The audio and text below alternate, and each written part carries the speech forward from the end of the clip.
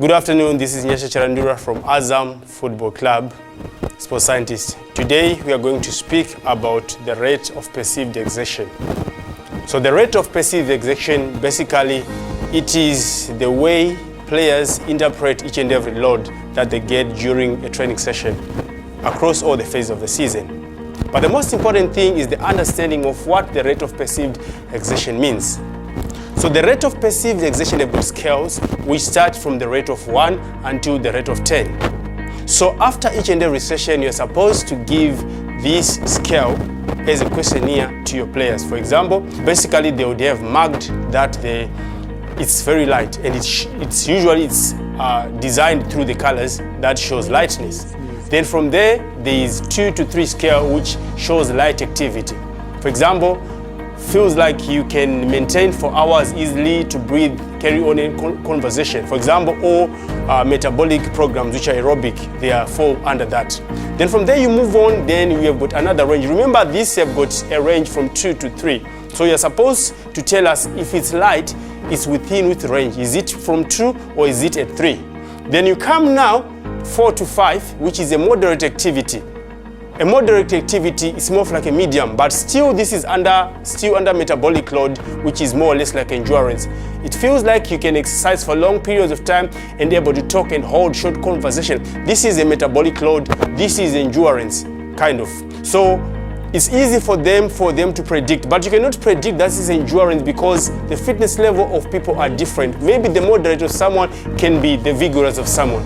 So from moderate, you move to the next level, which is within the range of 6 to 7, which is a vigorous activity. What does it mean to have a vigorous activity? On the verge of becoming uncomfortable, short of breath, can speak a sentence. For example, someone now is getting short of breath. They are still exercising. They can still be able to maybe speak one word or so, but they are getting to extent where they lose breath. Now it becomes a vigorous activity. So there it goes to a scale of 6 to 7. The next one, it's a very hard, when it's from the range of 8 to 9, very hard activity. What is a very hard activity? Difficult to maintain exercise intensity, hard to speak more than a single word. So now it's very, very difficult to maintain. So usually this is a neuromuscular load, or it is also when you come to things like sprints and etc. Definitely you can speak one word, but you cannot be able to continuously go through that. Why? Because there will be need of something that I will just mention at the end. Then at last we have 10, which is the maximum effort. It is bound that during maybe a match or training, say there are maximum efforts exerted. So a maximum effort, for example, if a session has more or less of high intensity or a maximum session, it leads to the scale of 9. So how do you come up with this scale? How do they answer? Each and every individual is different. Each and every player is indifferent. It goes back to our volume, intensity, and recovery graph. So the moment the volume is high, usually the intensity goes low and the recovery time becomes low. The moment the intensity is high, the volume becomes low, and also the recovery time becomes high. So basically this helps coaches in terms of how to develop different training loads.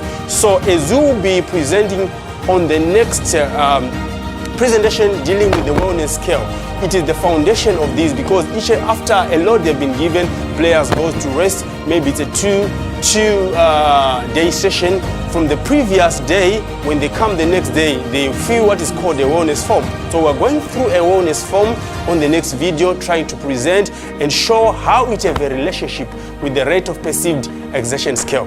So the accumulation of loads from one session to another leads to what we have is the rate of perceived exertion, where a player determines and tells us how they feel from one session to another. Thank you.